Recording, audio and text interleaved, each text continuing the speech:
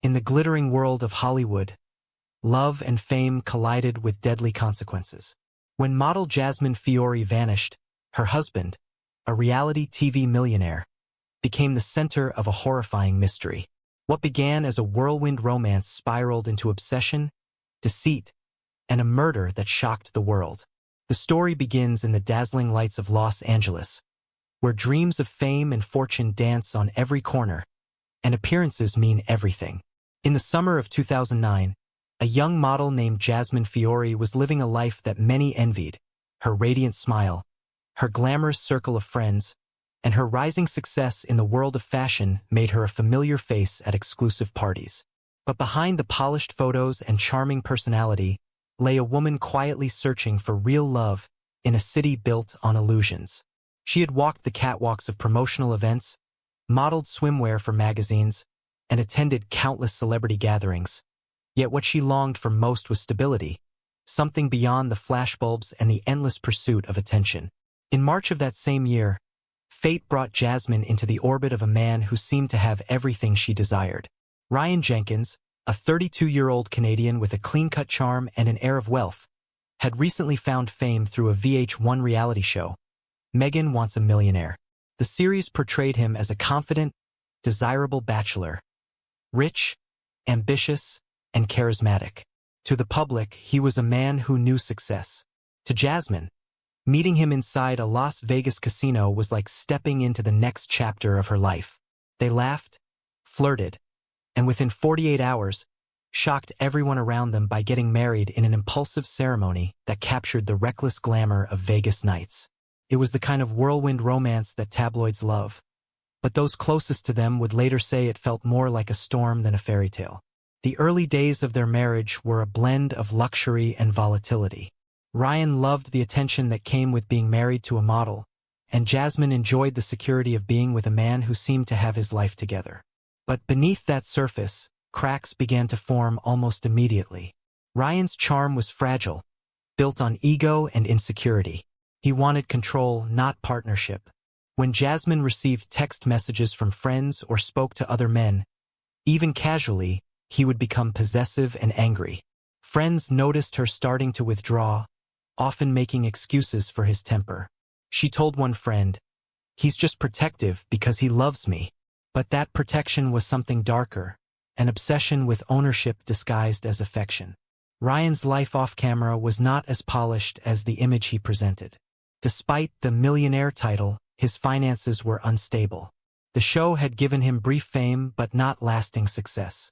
His business ventures in real estate had suffered, and his self-worth began to crumble under the pressure to remain relevant.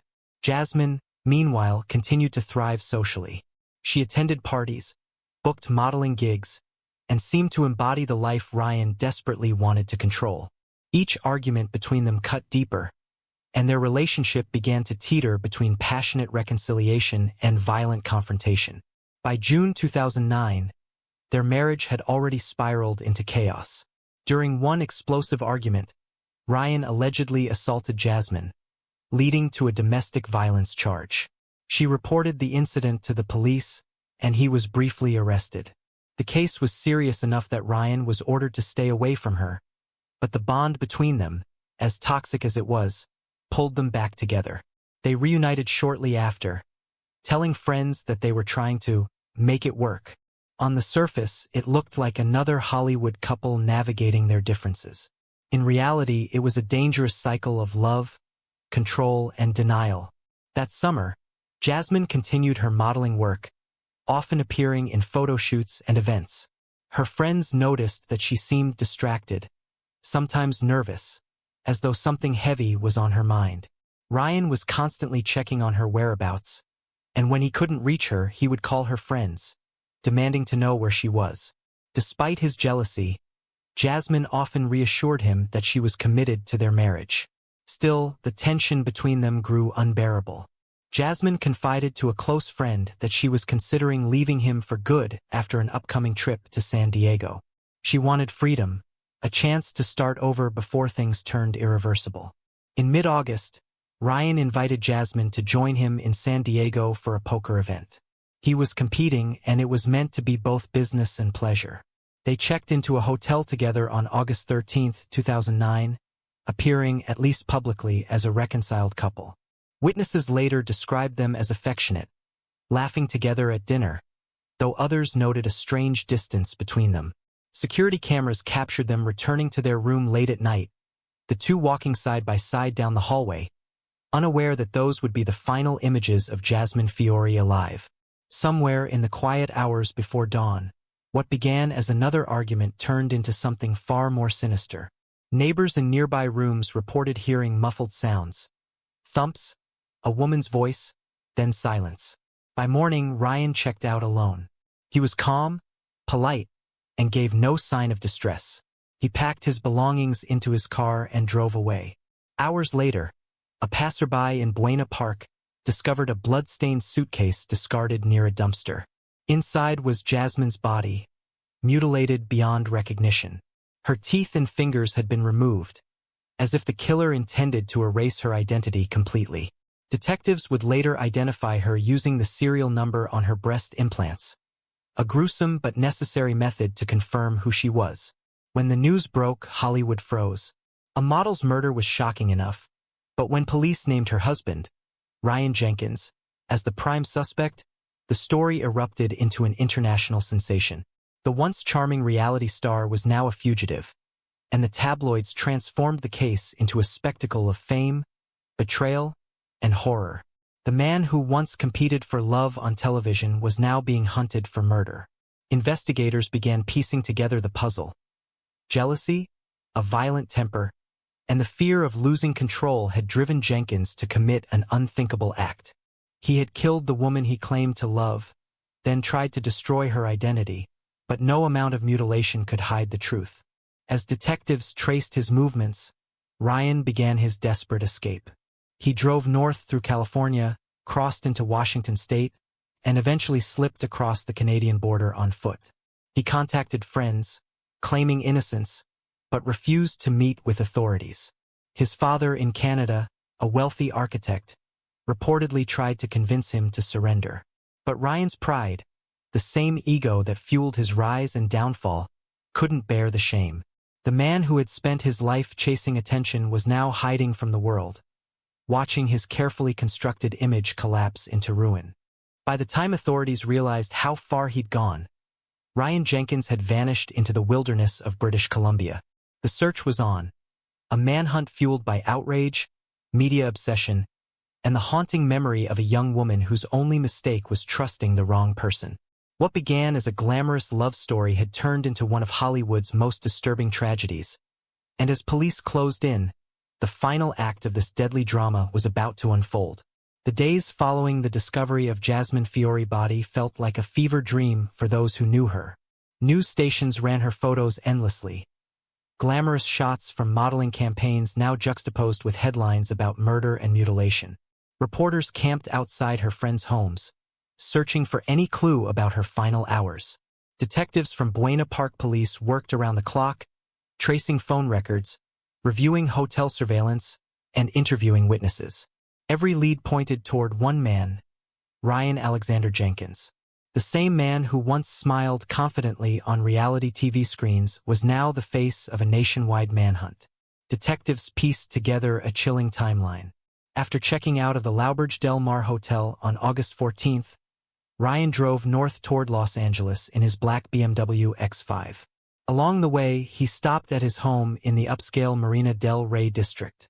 Security footage showed him calmly entering the building, carrying a suitcase identical to the one later found in Buena Park. Hours later, neighbors saw him leaving again, this time without the luggage. That same night, a dumpster diver discovered the blood-stained suitcase in an alley, and the gruesome truth came to light. The meticulous removal of Jasmine's teeth and fingertips told investigators one thing: her killer knew her well and wanted to delay identification. But in his attempt to erase her, Jenkins had made the mistake of underestimating forensic technology. Meanwhile, Jasmine's friends were reeling. Many had seen signs of danger long before her death. One friend recalled receiving late-night calls from Jasmine, whispering that Ryan was becoming too controlling. Others said she was planning to annul the marriage quietly, fearing a violent reaction. Police confirmed that she had been texting her former boyfriend the night before her death, arranging to meet him at the same poker event in San Diego. That detail would later prove crucial. Investigators believe Jenkins saw the messages, sparking the jealous rage that ended her life. As the manhunt intensified, Jenkins' public image disintegrated. The producers of Megan Wants a Millionaire were forced into damage control when it was revealed that Jenkins had a prior criminal record in Canada for assaulting a woman in 2007, a fact that should have disqualified him from appearing on the show. VH1 swiftly pulled the series off air, erasing all traces of his involvement. Within days, he was also dropped from another upcoming reality project, I Love Money 3, which had already finished filming. Hollywood distanced itself from him entirely. The irony was bitter. The fame he had chased for years now became the reason his downfall was so publicly broadcast. Back in California, police obtained a warrant for his arrest. Jenkins had vanished, leaving behind his phone and laptop. On August 15th, his BMW was found abandoned near a marina in Washington state. Inside were personal items, clothes, receipts, and a map. Authorities suspected he had boarded a small boat to cross into Canada, avoiding checkpoints. It was a clever but desperate move. His family lived in Calgary, and investigators believed that was his intended destination.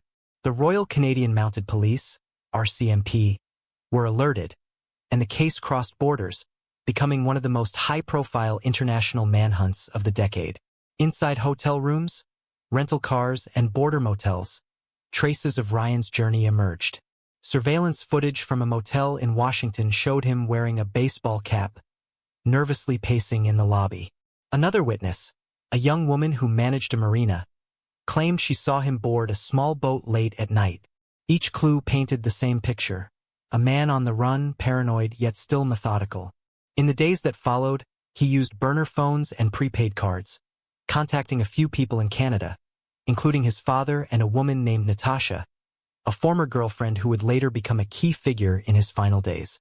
Jenkins's father, Dan, tried to persuade his son to turn himself in, but Ryan was spiraling.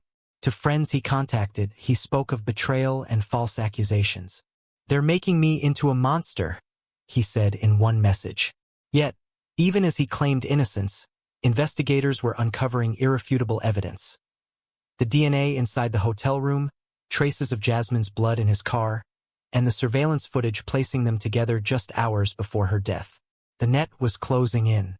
Meanwhile, Jasmine's mother, Lisa Lepore, became the quiet voice of heartbreak in the chaos. In interviews, she described her daughter as a beautiful soul who trusted too easily. Her words resonated deeply, turning public sympathy toward Jasmine and igniting conversations about domestic violence and the dark side of fame. Candlelight vigils were held across Los Angeles and Las Vegas, attended by models, photographers, and fans who had known her through her work.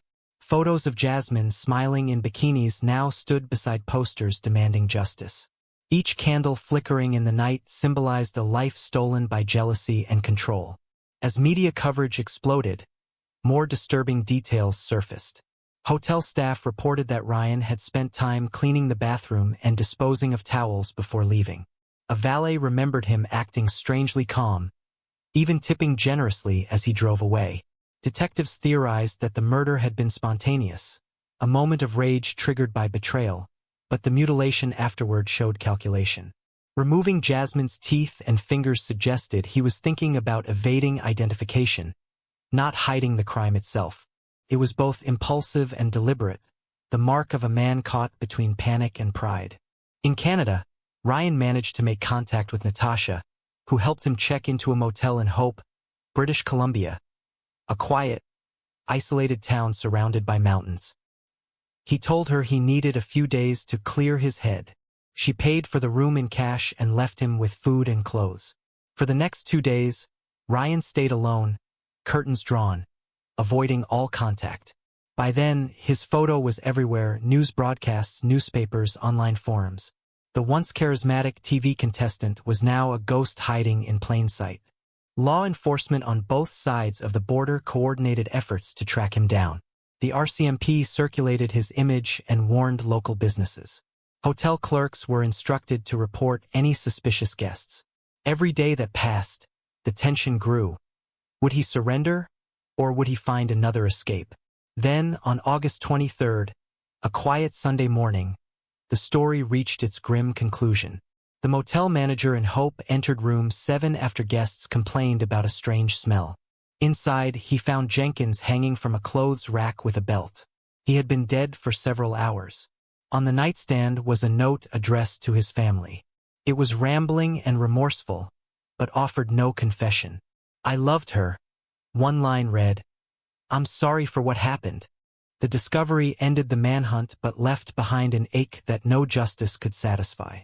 The fugitive was gone, and so was any chance of hearing his side in court. Investigators closed the case, ruling Jasmine's death a homicide and Ryan Jenkins's death a suicide. But the questions lingered. What exactly happened in that hotel room, and why had love turned into such horror so quickly? In the aftermath, VH1 canceled both of Jenkins's shows permanently and issued a public apology, vowing to tighten background checks on future contestants. The tragedy sparked debates across the entertainment industry about the dangers of manufacturing fame and the mental health toll of reality television. Psychologists noted how fame-hungry individuals often masked deep insecurities, creating fragile personas that shattered under pressure. Ryan Jenkins became the cautionary example of that collapse. A man who built his identity on appearances, only to destroy everything in his path when those appearances fell apart. While the investigation closed, the emotional wreckage continued. Jasmine's friends and family struggled to reconcile the vibrant woman they loved with the brutal way she was taken. Her ashes were scattered in Santa Cruz, a place she had once called her peaceful spot. For weeks after, tabloids ran her photo with haunting captions, "The model and the millionaire murder." But beyond the headlines, she was remembered not as a victim of fame, but as a young woman caught in the dangerous illusion that love could heal a broken man. As the cameras faded and public interest moved on, the story of Jasmine Fiore and Ryan Jenkins remained etched in Hollywood's memory, a reminder that beneath the glittering surface of celebrity life, darkness often hides in plain sight, waiting for the moment when illusion collapses into tragedy. In the weeks following Ryan Jenkins's death, the story of Jasmine Fiore murder lingered in the headlines like a wound that refused to heal. The details were horrifying, but what captivated the public most was the symbolism. The beautiful model and the reality star husband whose fairy tale marriage had turned into a nightmare. Television pundits, criminologists, and entertainment journalists all dissected the same question. How did two people who seemed to have it all end in such destruction? The investigation was officially closed, yet the ripple effects of the case were only beginning to surface. Behind the scenes, law enforcement, media executives, and the families of both Jasmine and Ryan were left to deal with the emotional and moral wreckage that followed. Jasmine's mother, Lisa Lepore, became the anchor of dignity amid the chaos. She appeared on talk shows not for fame or sympathy, but to speak about domestic violence and the warning signs her daughter had missed. She described Jasmine as trusting, kind, and always believing in second chances, qualities that made her successful in modeling but vulnerable in love. "She wanted to fix people," her mother said softly during one interview. "And sometimes, that's what destroys you." Those words struck a chord with viewers around the world. Many saw in Jasmine's story the reflection of relationships they'd known. The quiet beginnings of control disguised as affection, the possessive love that tightens like a noose. In Canada, Ryan's parents grieved privately, devastated not only by their son's suicide but by the monstrous act he had committed. They refused media interviews but issued a brief statement expressing sorrow for Jasmine's family, acknowledging the unbearable tragedy. Friends of the Jenkins family later said that Ryan's father, Dan, was tormented by guilt, questioning if he could have done more to stop his son's downward spiral. The family buried him quietly, away from cameras, his name now forever tied to infamy. Meanwhile, VH1 and the production company behind Megan Wants a Millionaire faced a public reckoning. The revelation that Ryan had a prior assault conviction in Canada raised serious questions about background checks and the ethics of casting for reality shows. Industry insiders admitted that in the race for ratings, networks often prioritized personality over safety. Producers had sought dramatic contestants who could generate conflict and attract viewers, and Ryan, with his confidence and wealth, had fit the mold perfectly. But beneath that charm was a man with a history of violence, one that could have been discovered with proper vetting. The backlash was swift. VH1 canceled several shows, including I Love Money 3, which featured Jenkins as a contestant. The network released a statement condemning the tragedy, but the damage was done.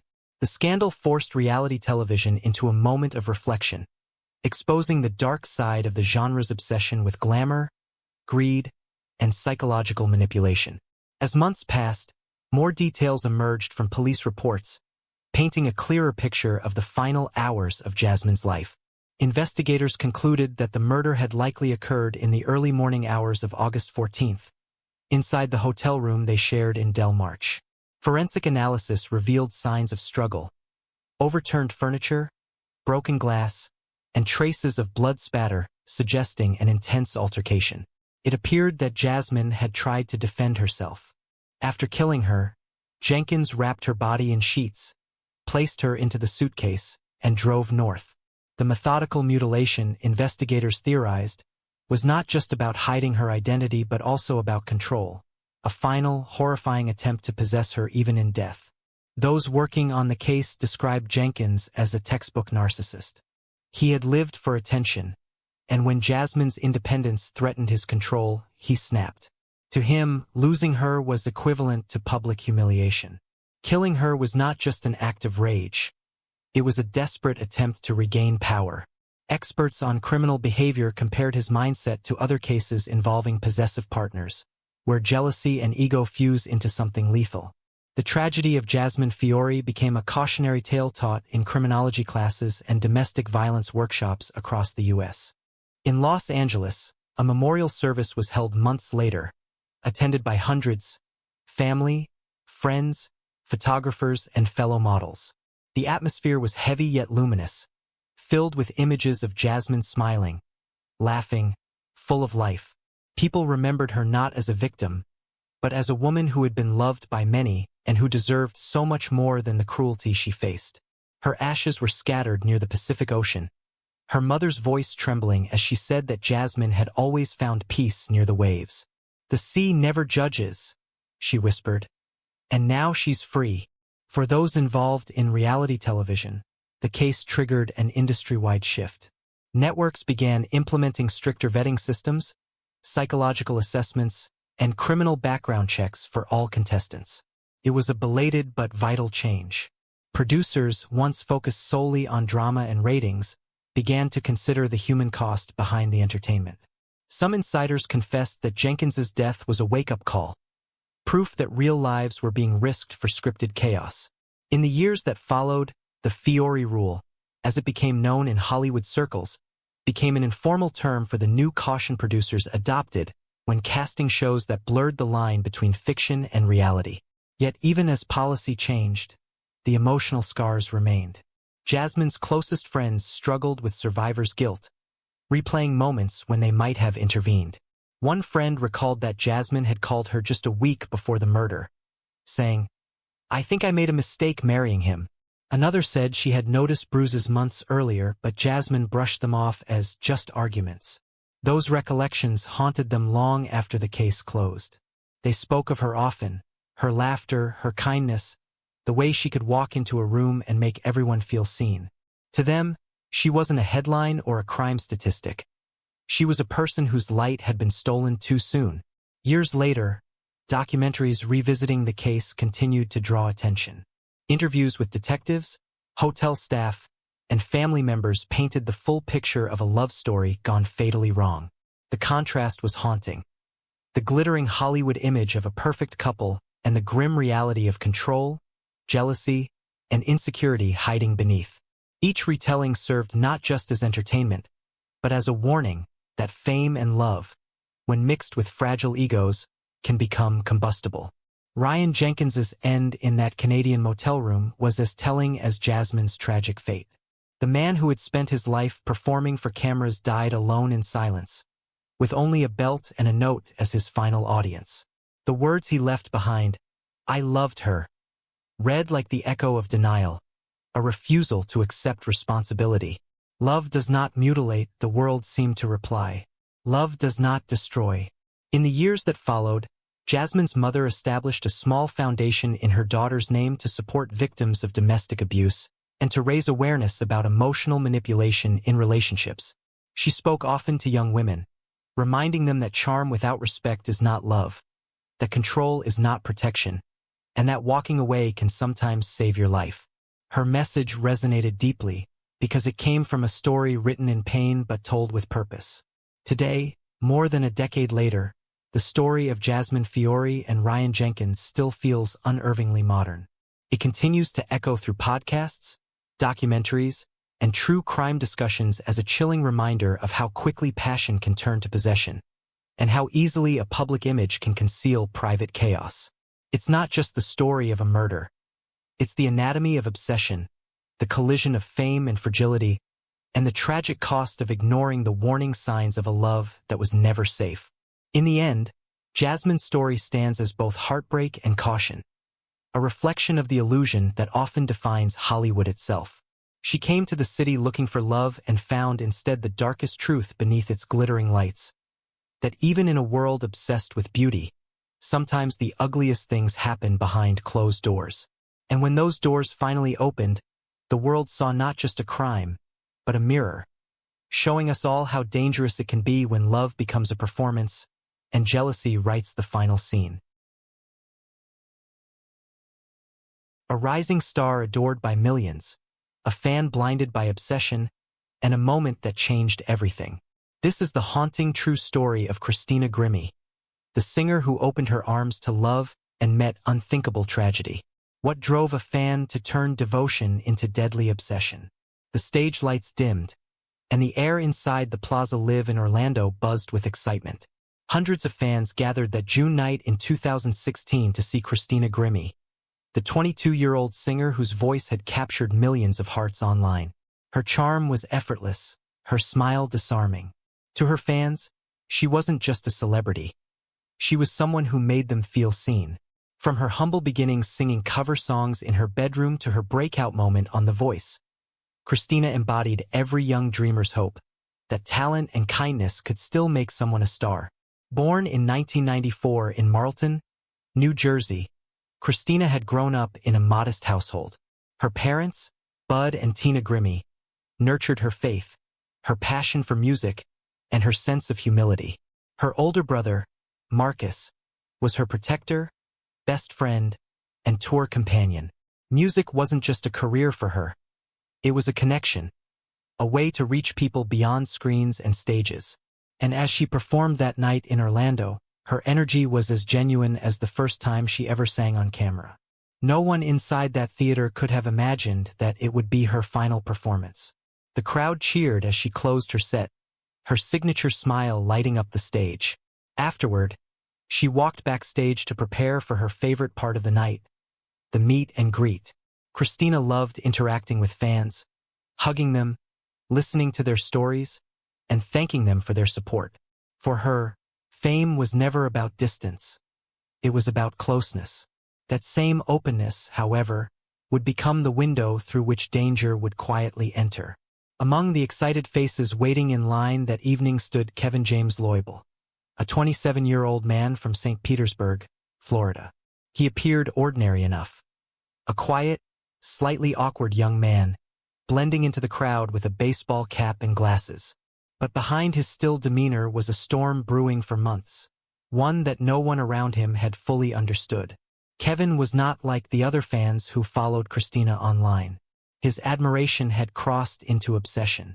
Kevin worked at a local electronics store, Best Buy, where he was described as polite but distant. He rarely spoke unless spoken to, and even then, his conversations were short, detached. Over time, coworkers began to notice a strange fixation. He would talk about Christina Grimmie as if she were a personal acquaintance. He watched her videos endlessly, interpreting her lyrics and glances as secret messages meant for him. He began telling others that Christina would know who he was when they met, that their connection was special. His friends laughed it off, assuming it was a harmless fantasy. But Kevin's delusions ran deeper than anyone realized. He started changing everything about himself, from his looks to his habits, believing it would make him worthy of her. He lost weight, underwent LASIK eye surgery, whitened his teeth, even became vegan, claiming it made him feel pure.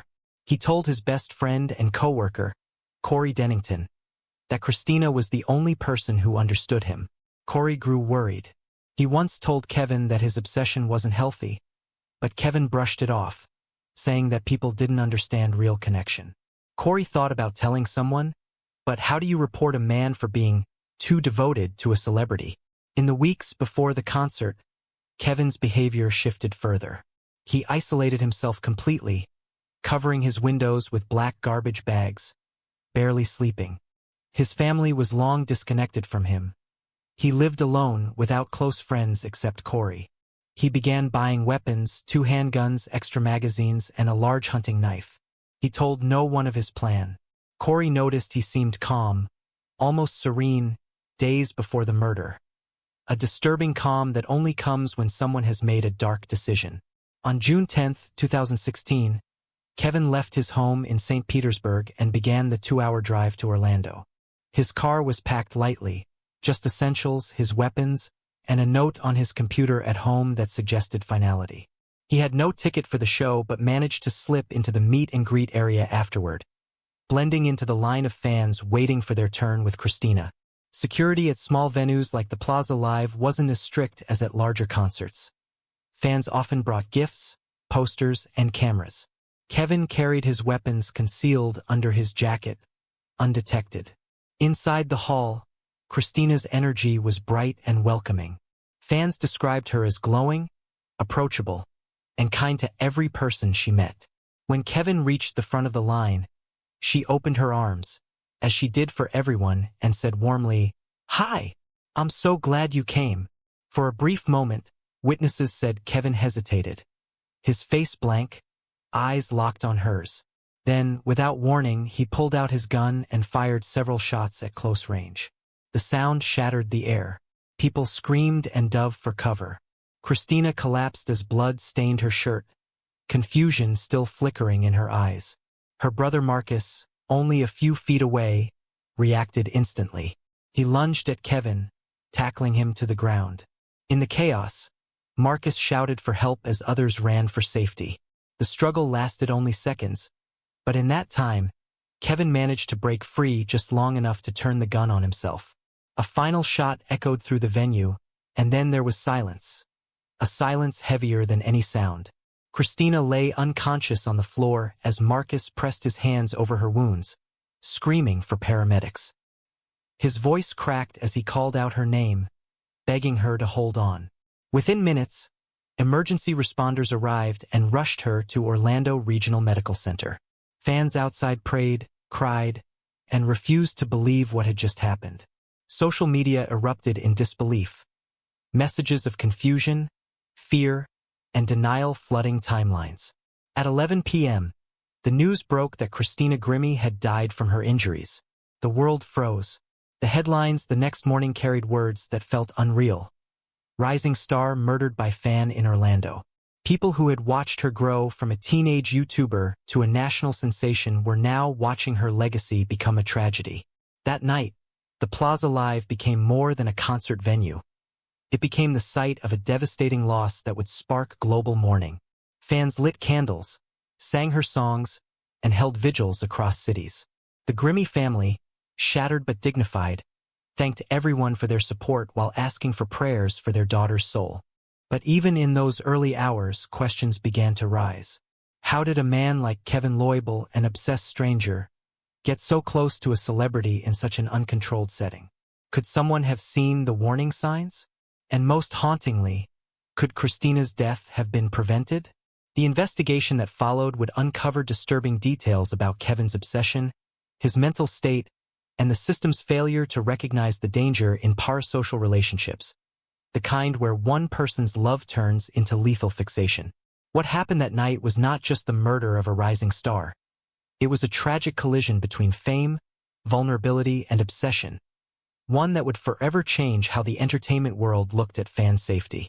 The lights of the Plaza Live faded that night, But Christina's story had only begun to echo, in grief, in questions, and in the haunting reminder that even the brightest stars can be swallowed by the darkness that fame sometimes attracts. The aftermath of Christina Grimmie's murder sent shockwaves far beyond Orlando. In the hours that followed, fans around the world flooded social media with disbelief and grief. Hashtags bearing her name trended globally as millions tried to process how such a kind, humble, and faith-driven artist could meet such a violent end. The Grimmie family, devastated and numb, arrived in Orlando to identify their daughter's body. A scene no parent should ever have to endure. Her brother Marcus, still in shock, recounted the horrifying moment he tackled the gunman, how he felt her blood on his hands, and how helpless he was to save her. The tragedy had unfolded in seconds, but its echoes would last a lifetime. Investigators quickly took over the scene at the Plaza Live. The building, once filled with music and laughter, was now cordoned off with yellow tape. Detectives combed through the area, collecting bullet casings, security footage, and eyewitness statements. The gunman, Kevin James Loibl, lay dead beside Christina's blood-stained merchandise table. His body revealed no criminal past, no record, no previous warnings, no evidence of direct contact with Christina. For police, the motive was clear but chilling. Obsession turned to destruction. Detective Michael Fields of the Orlando Police Department led the investigation. In his interview, he described the crime as both senseless and methodical. "He came here with one purpose," Fields said. "He didn't come to talk to her, he didn't come to get an autograph. He came to kill." The evidence supported that theory. Loibl had carried 2 handguns, extra ammunition, and a hunting knife, indicating premeditation. Yet he had no escape plan, no car waiting, no sign he intended to leave alive. His act was designed to be final. Back in St. Petersburg, investigators searched Loibl's small home. What they found painted a disturbing picture of a man detached from reality. His room was sparse, blinds drawn, walls bare, computer desk neatly organized. But the digital trail told another story. His computer history revealed hours upon hours spent watching Christina Grimmie's YouTube videos, following her social media accounts, and researching her tour schedule. He had even viewed the Plaza Live's floor plan online days before the concert. There were no hate posts, no violent rants, only silence and fixation. To the outside world, Kevin Loibl had been invisible. Inside his mind, he was consumed. Friends and co-workers at Best Buy were stunned when news of his involvement broke. None of them could believe the quiet technician they worked beside had committed murder. Corey Dennington, his closest acquaintance, was among the first to speak to detectives. Corey's guilt was evident as he told them about Kevin's obsession. He recalled conversations where Kevin claimed he and Christina were meant to be together. Corey had brushed off the comments as fantasy, never imagining they were preludes to violence. In one particularly haunting statement, Corey said, "He told me he was going to meet her one day, and she'd know he was the one. I thought he was just lonely. I didn't think he meant this." Police traced Loibl's gun purchases to a local store where he had legally obtained his weapons weeks earlier. He passed all background checks, a detail that reignited the national debate on firearm access and mental health. The Grimmie family would later question how a man with clear psychological instability could so easily arm himself and carry those weapons into a public venue. The Plaza Live's minimal security checks were also scrutinized. Bags were briefly inspected, but no metal detectors were in use that night. Loibl's guns had gone unnoticed beneath his jacket. In retrospect, that gap in security would be seen as a deadly oversight. Meanwhile, the world mourned. Candlelight vigils appeared across major cities. Thousands gathered outside the Plaza Live, leaving flowers, photos, and handwritten letters. In New Jersey, Christina's hometown was blanketed in green ribbons, her favorite color. Her funeral drew friends, fans, and fellow artists from across the industry. Adam Levine, her coach on The Voice, offered to cover funeral expenses and posted a heartfelt message calling her a shining light gone too soon. Fellow contestants from the show shared their memories of Christina's kindness and unwavering faith. Everyone who had met her described the same thing: a girl who treated fame not as privilege but as a chance to spread love. As the investigation continued, media outlets began digging into the deeper story, how parasocial relationships, those one-sided emotional bonds fans form with public figures, could turn dangerous. Psychologists were brought in to explain the phenomenon. Dr. Lynn Stanton, a behavioral specialist, described Leibel's obsession as a textbook case of delusional attachment. He believed he knew Christina personally, she explained in a televised interview. In his mind, their relationship was real. When that illusion collided with reality, when he realized he could never have her, it broke him. These words resonated painfully with many who saw how social media can blur the line between connection and delusion. The Grimmie family, while engulfed in grief, began to speak out.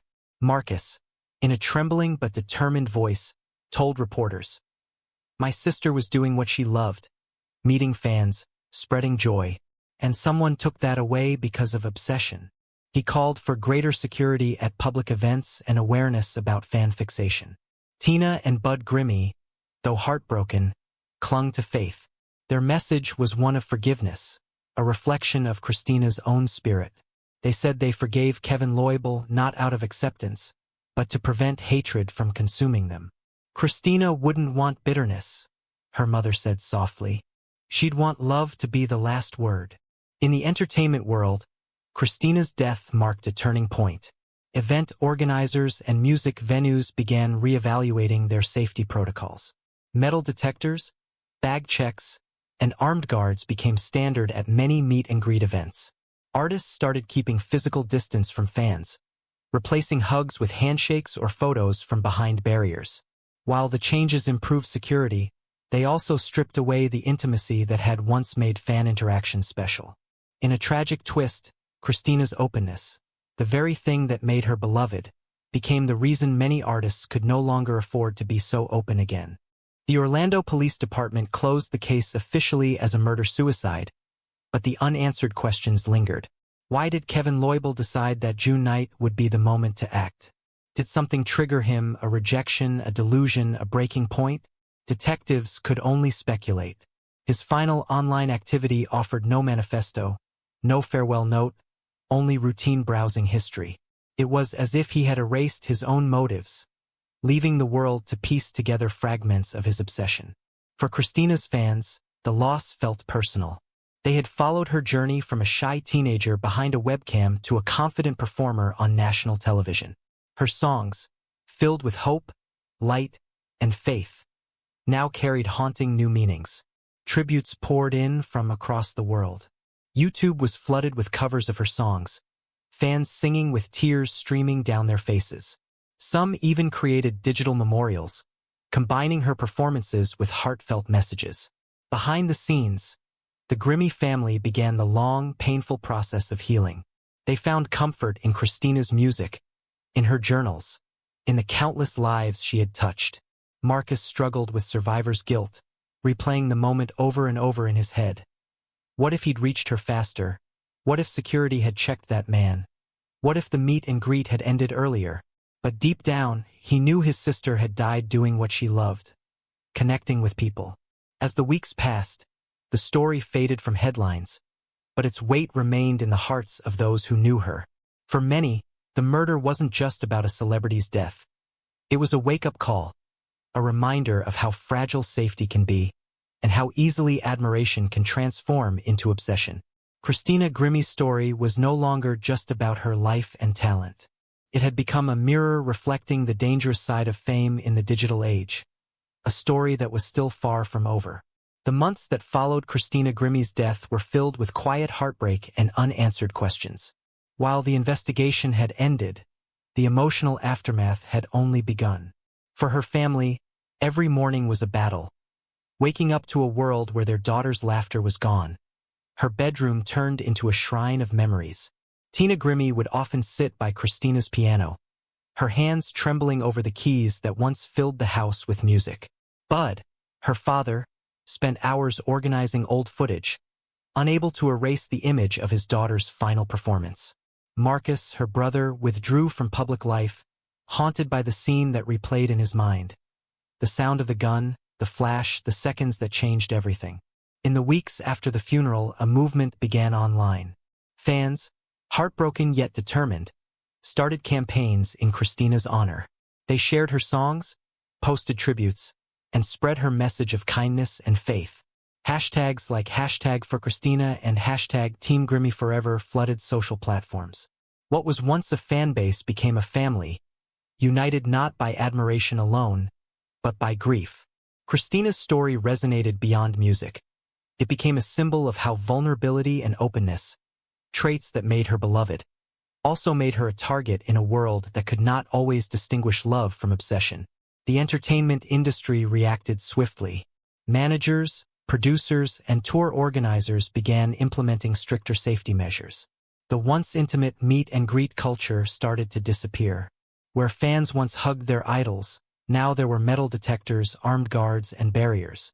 Some criticized the change, saying it created a wall between artists and fans, but others called it a necessary evolution.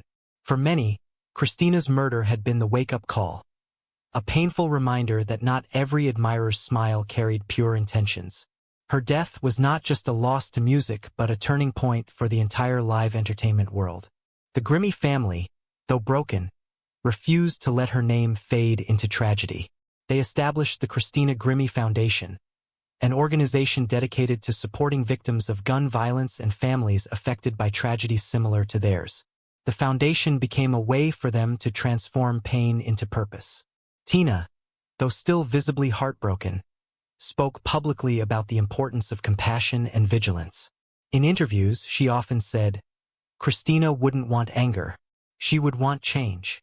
Her voice, soft but firm, carried the strength of a mother who had turned grief into action. Meanwhile, journalists and psychologists continued to explore the darker layers of the case. They delved into the psychology of Kevin Loibl, how an ordinary man could fall so far into delusion. Experts described his behavior as a textbook case of erotomania, a mental disorder where someone believes a public figure is in love with them. Loibl's obsession with Christina was built entirely within his own imagination, fueled by social media and constant exposure to her online presence. Every smile, lyric, or post was twisted into a sign of intimacy. To him, Christina wasn't a distant star. She was his destiny. And when reality denied that fantasy, his obsession turned fatal. This raised uncomfortable questions for the digital era. In a world where celebrities share so much of their lives online, where fans can comment, message, and interact instantly, where was the boundary? Christina's story highlighted the risks of this blurred space. How constant access to someone's life could create dangerous illusions of connection. It forced both artists and audiences to reconsider what closeness meant in a time when fame lived in the palm of every hand. Despite the darkness surrounding her death, Christina's light refused to fade. Posthumously, her family released her final recordings, an album titled All Is Vanity. It was filled with themes of love, resilience, and hope, as if she had unknowingly written her own farewell. The songs resonated deeply with her fans, who found comfort in her voice once more. Each lyric felt like a whisper from beyond, reminding them that even in loss, there could be beauty. In her hometown of Marlton, New Jersey, a mural was painted in her honor. It showed Christina with her trademark smile, surrounded by musical notes and angel wings. Locals left flowers beneath it. Children who had never met her whispered her name as they passed.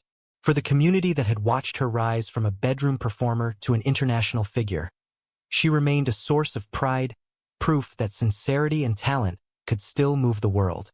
The Orlando venue where she was killed reopened months later, after undergoing major security upgrades. A small plaque was placed inside the building, bearing her name and the words, "In loving memory of Christina Grimmie, forever our songbird." The first concert held there after her death began with a moment of silence. Many in attendance said they could still feel her presence, the echo of her laughter, the warmth she brought into every room. For Marcus Grimmie, life after that night was a long road of guilt and healing. In several interviews, he admitted he blamed himself for not being able to stop the tragedy. But over time, he began to accept that he had done everything he could. He became an advocate for concert safety and mental health awareness, using his sister's story to educate others. "We can't stop everyone," he once said quietly, "but we can try to see the signs before it's too late."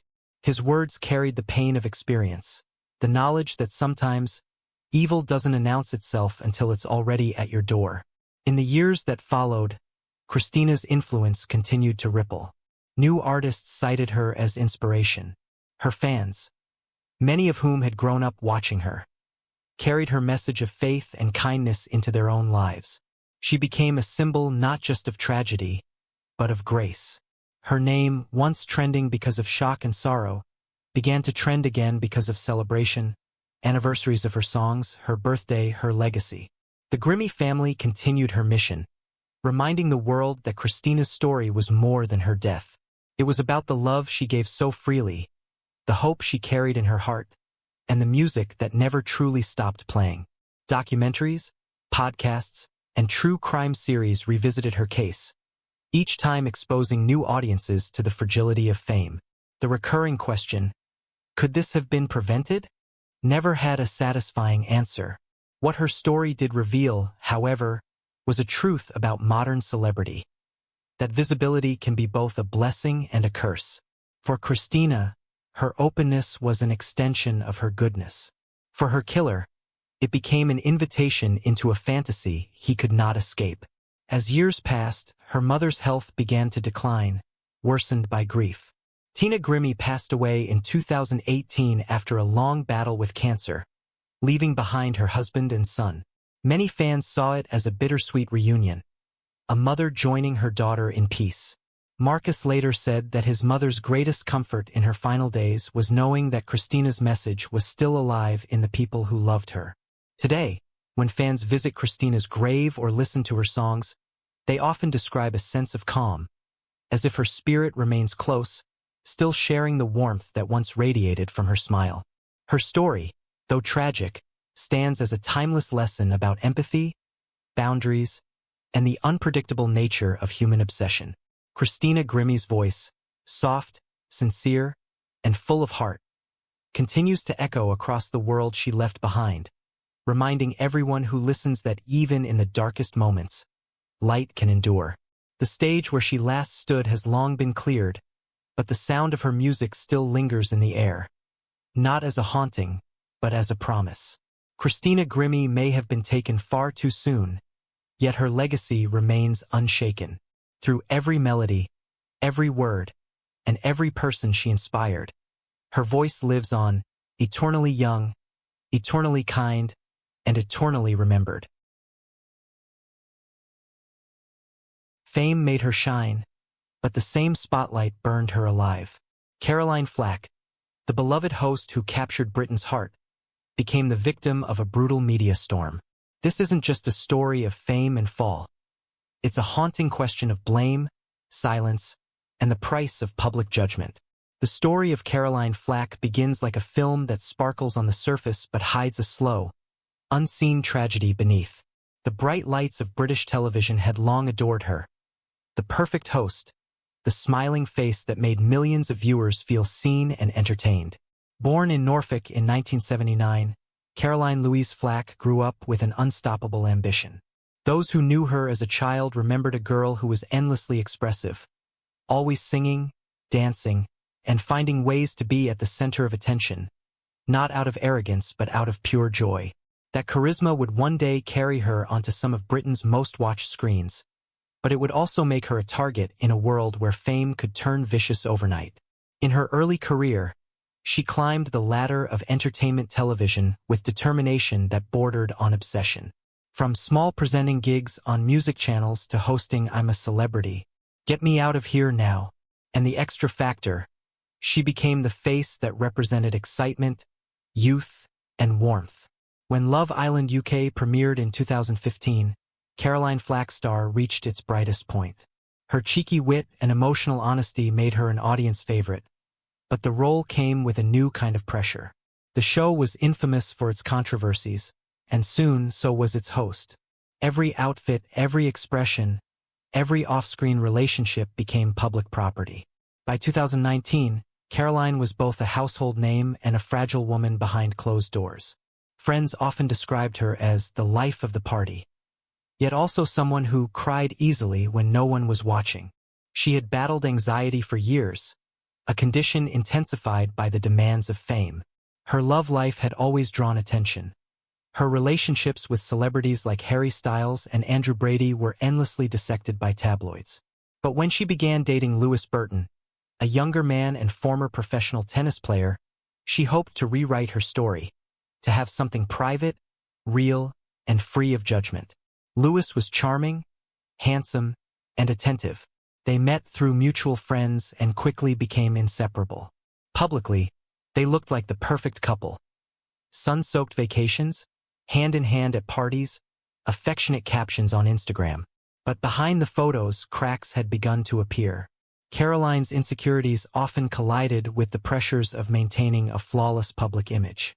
She was growing tired of proving herself, tired of being misunderstood, tired of the noise that followed her wherever she went. The paparazzi seemed to lurk on every corner of her life, capturing not just her triumphs but her weakest moments. In early December 2019, their relationship was under strain. Close friends noticed she had become increasingly emotional, confiding that she feared the media was waiting for her to mess up again. She felt watched, trapped in her own life. Then came the night that would change everything. On December 12th, a late-night argument at her North London flat spiraled out of control. Lewis had been asleep when, according to initial reports, Caroline allegedly struck him with a lamp. Neighbors heard shouting, and someone called the police. When officers arrived, they found a scene that would soon be splashed across front pages. There was blood, minor but visible, and a distraught Caroline in tears. She insisted it was an accident, a misunderstanding blown out of proportion, but the police arrested her on suspicion of assault. From that moment, the media circus began. Before she could even process what had happened, her name was trending across Twitter. Tabloid headlines screamed, "Love Island host in assault arrest," and "TV darling turns violent." Photos of her leaving the police station, her face pale and tear-streaked, were everywhere. Within hours, her life's work, her reputation, and her sense of self were dismantled. She called her closest friends that night, saying, "My career's over. They're going to destroy me." It was not paranoia, it was prophecy. Lewis Burton, who had been treated at the scene for a small wound, immediately denied the narrative forming around them. He told friends and journalists that he did not want to press charges and that Caroline had simply panicked during a heated argument. But it was no longer in his control. The Crown Prosecution Service decided to move forward with the case, citing public interest. Caroline felt betrayed by a system that seemed determined to make her a villain. In the weeks that followed, she withdrew from public life, resigning from Love Island. It was the first time the show would air without her. Fans flooded social media with support, but the damage had already been done. For every kind message, there were hundreds of cruel ones. Strangers calling her abusive, unstable, or dangerous. Each article, each tweet, chipped away at her resilience. She stopped answering calls, stopped going outside, and relied heavily on her small circle. Her twin sister Jody, a few trusted friends, and Lewis, who continued to stand by her despite being legally forbidden to contact her. Behind her closed doors, Caroline struggled to hold herself together. She filled her flat with candles and tried to meditate, but her thoughts always drifted to the upcoming court date. She told her family she was terrified of the trial, convinced that the world had already decided her guilt. To those closest to her, she seemed fragile but hopeful, planning to tell her side of the story, to start again. But deep down, she felt cornered, like every escape had been sealed off. Meanwhile, the tabloids showed no mercy. Each new day brought a fresh headline mocking her fall. Paparazzi camped outside her home, snapping photos of her walking her dog or looking out the window. Even her neighbors began to feel the weight of the spectacle. The media's hunger was insatiable, an unspoken competition to see who could expose more pain, more scandal, more humiliation. In the echo chamber of British celebrity culture, Caroline had become the latest public villain, not because of what she had done, but because of what her downfall represented. The thrill of watching someone once adored brought low. As Christmas approached, Caroline's world grew smaller. She deleted social media posts, stopped going to parties, and spent most days in silence. The cheerful host who once brought joy to millions was now isolated in her apartment, haunted by the same cameras that had once celebrated her success. Those who visited her during this time described a woman completely consumed by fear. She was afraid not of prison, but of the permanent stain on her name. She told one friend quietly, "They've already killed my career. The next thing they'll kill is me."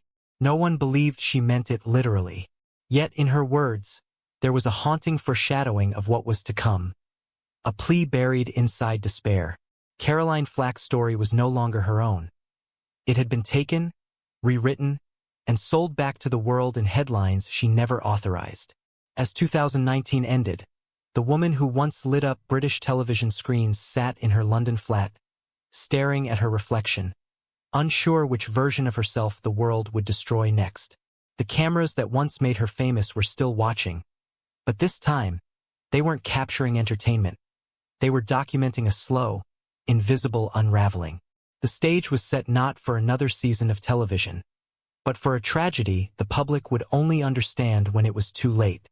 The new year dawned over London, but for Caroline Flack, the light that usually signified a fresh start brought no warmth. 2020 had barely begun, and already the storm around her showed no sign of passing. The arrest, the media frenzy, and the looming trial had become a shadow that followed her every step. She was living inside her own silence now, a silence that screamed louder than any headline. Friends described her as fragile yet defiant, still clinging to the hope that she could tell her truth once the trial was over.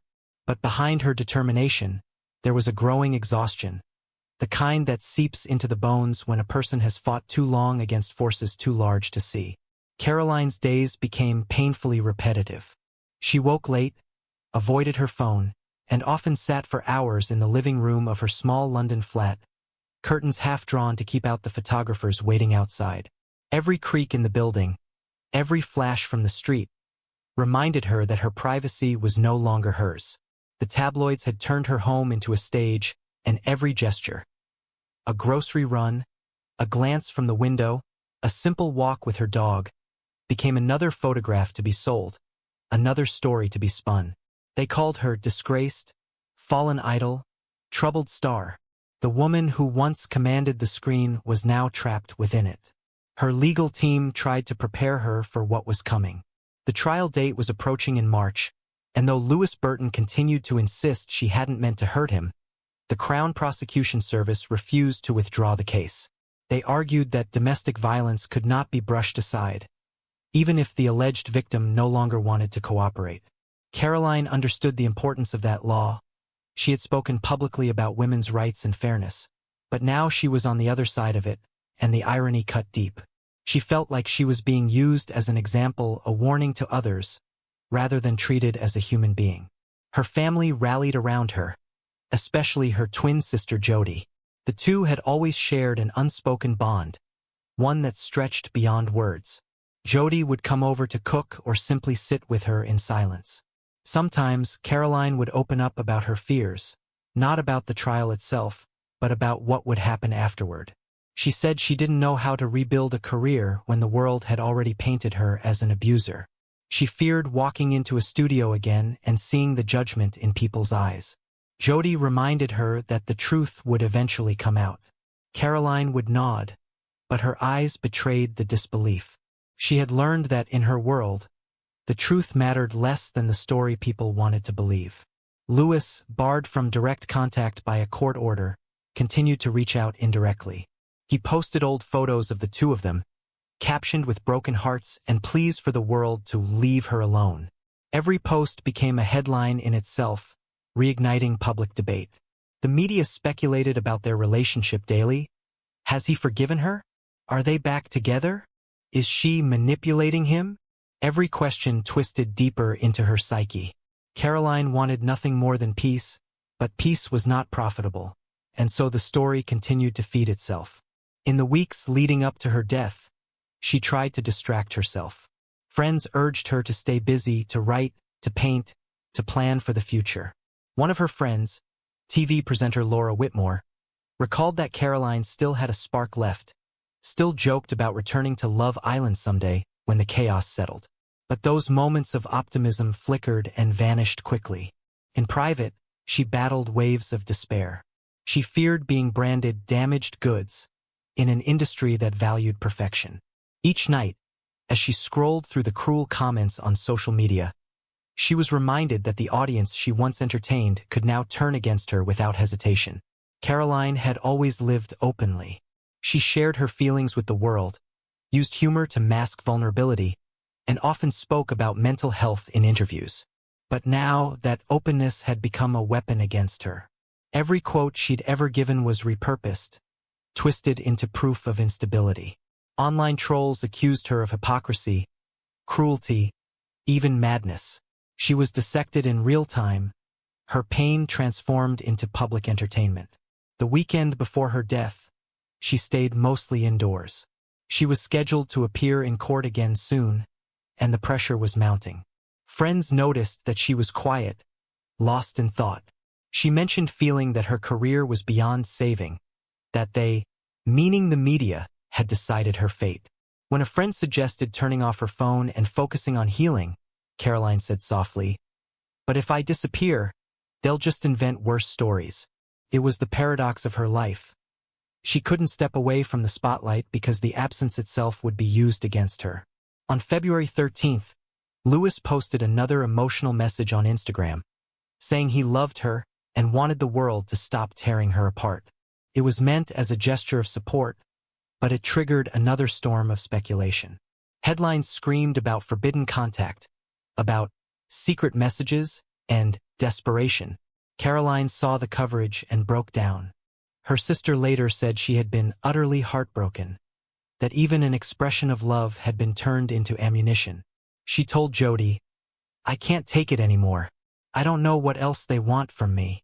2 days later, on the morning of February 15th, 2020, London was quiet. Inside her flat, the atmosphere was still. Caroline's family had been in touch that week. Her management team had planned to visit the next day. She was alone with her thoughts and the unbearable weight of public judgment. By afternoon, she was gone. When her body was discovered, the world stopped for a moment. The news spread like wildfire. The same media that had hunted her now mourning her loss with the words, "Tragic, beautiful, gone too soon." The irony was unbearable. The same headlines that had mocked and shamed her were now filled with sorrow and sympathy. Television networks aired tributes. Celebrities posted heartfelt messages. Fans lit candles outside ITV studios. But for those who had watched the slow disintegration of her spirit, the mourning came too late. In the hours after her death, her final moments were pieced together by journalists who had once destroyed her privacy. They reported on the contents of her flat, the messages she had sent, even the notes she had left behind. There was no dignity in her death, only the continuation of a narrative that had consumed her life. The nation was forced to look at itself, at the tabloid culture that profited from humiliation, at the social media users who hurled cruelty under the guise of opinion, at the system that had failed to recognize a mental health crisis in plain sight. The public reaction was immediate and overwhelming.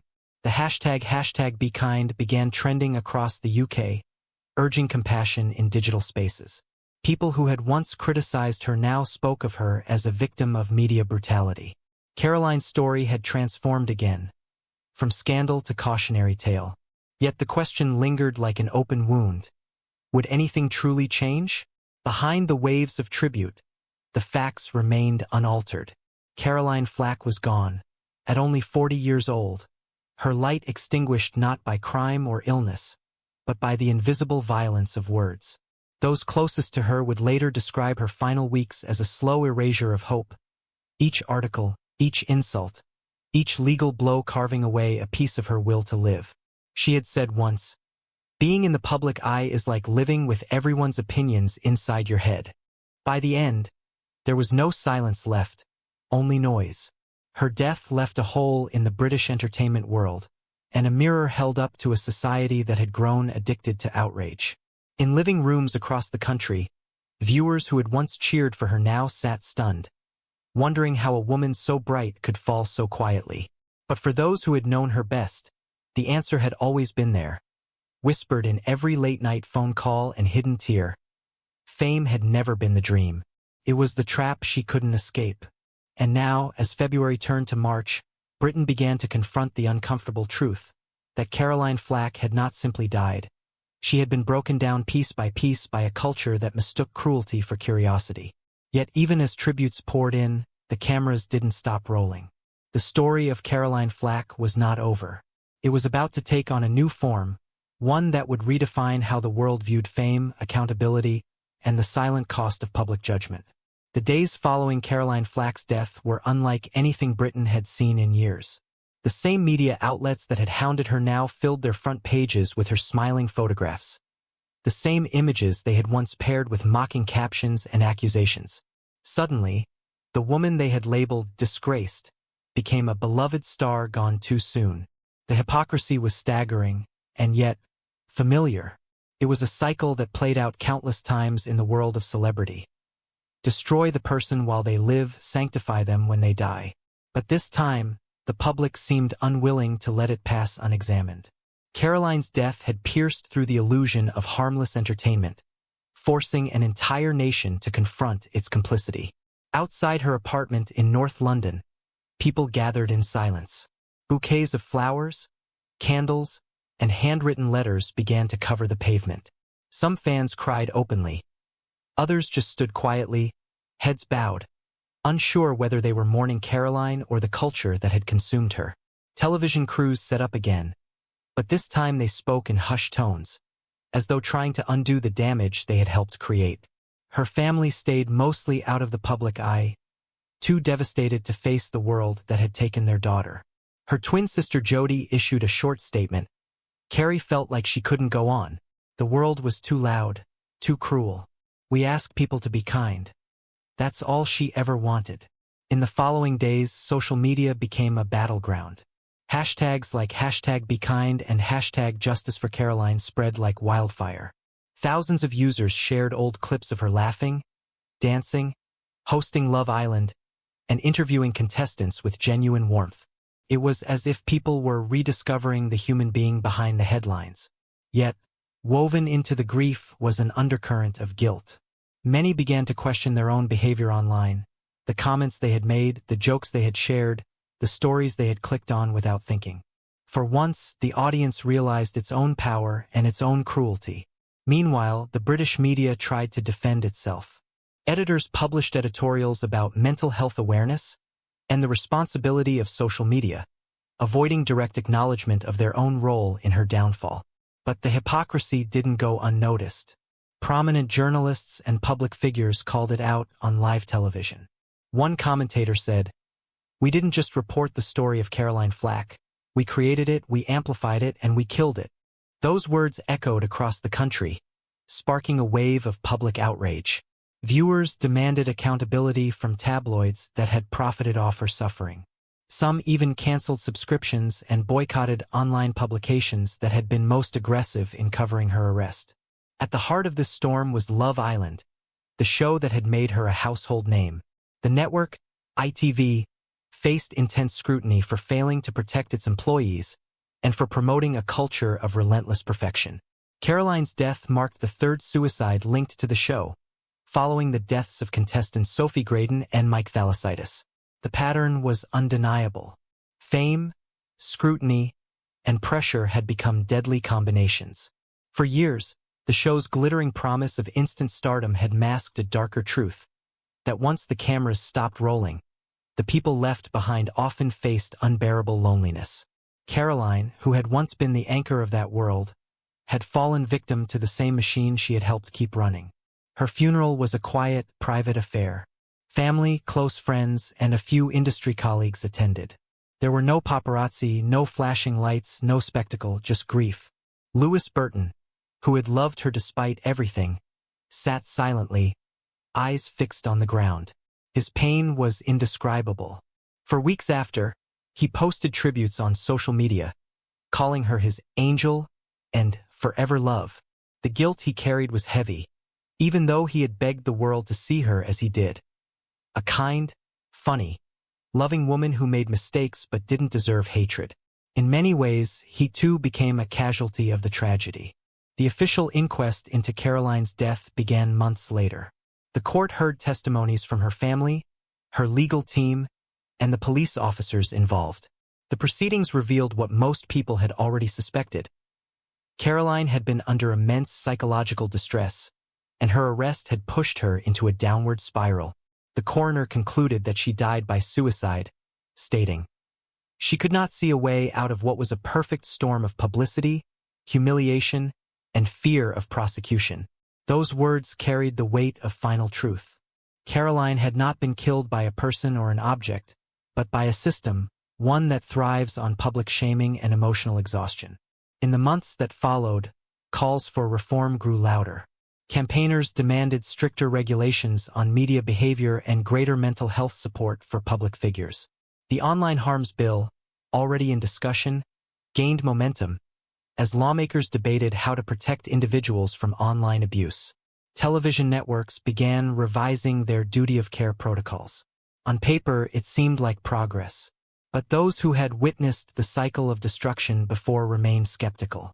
Could compassion really survive in a culture addicted to outrage? For Caroline's family, healing was slow. Jody often spoke about her sister's softer side, her love for animals, her obsession with music, her need to make people laugh. She described her as someone who gave too much of herself to others, leaving little for her own survival. Friends echoed the sentiment. They remembered a woman who could light up any room but was also terrified of being alone when the laughter stopped. The Caroline they knew was not the caricature painted by the tabloids.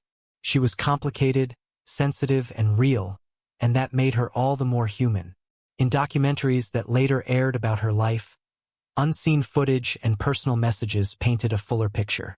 Viewers saw not just a celebrity, but a woman constantly trying to balance the persona the world expected with the fragile person she really was. One of her final voice notes, played in a documentary months later, broke hearts across Britain. In it, she said quietly, "I've been honest, but honesty doesn't win here. They only want the scandal." That message became her final statement to a world that had refused to listen. As time passed, Caroline's name became a symbol. The phrase Caroline Flack effect began to appear in discussions about online abuse and celebrity mental health. Schools used her story to teach empathy. Television networks introduced new mental health guidelines for hosts and reality contestants. Even the tabloids, under public pressure, began to alter their tone, at least for a while. Yet the question remained. Had the lesson truly been learned, or had society merely paused, waiting for the next victim? Years later, her image still circulates online. Smiling, radiant, forever frozen in the golden glow of her television days. For some, it's a reminder of joy, for others of guilt. Her story stands as a mirror reflecting the dark side of fame, a warning that the same lights that illuminate can also burn. Caroline's legacy is not measured in the shows she hosted or the awards she won, but in the conversations her death ignited about empathy, about responsibility, about the human cost of entertainment. In the end, Caroline Flack's tragedy is not just a story about one woman. It is about an entire system built on judgment and voyeurism. It is about the audience that watches, the journalists who write, the executives who profit, and the silence that follows after the damage is done. Her death forced a reckoning, a realization that words can be as deadly as weapons, and that public humiliation can kill as surely as violence. And so, when people now say her name, it carries weight. It is whispered not in gossip, but in grief. The world that once watched her unravel now remembers her as a symbol of everything that must change. Because Caroline Flack did not die in vain. Her story became the moment Britain was forced to look in the mirror and ask, who really killed Caroline Flack?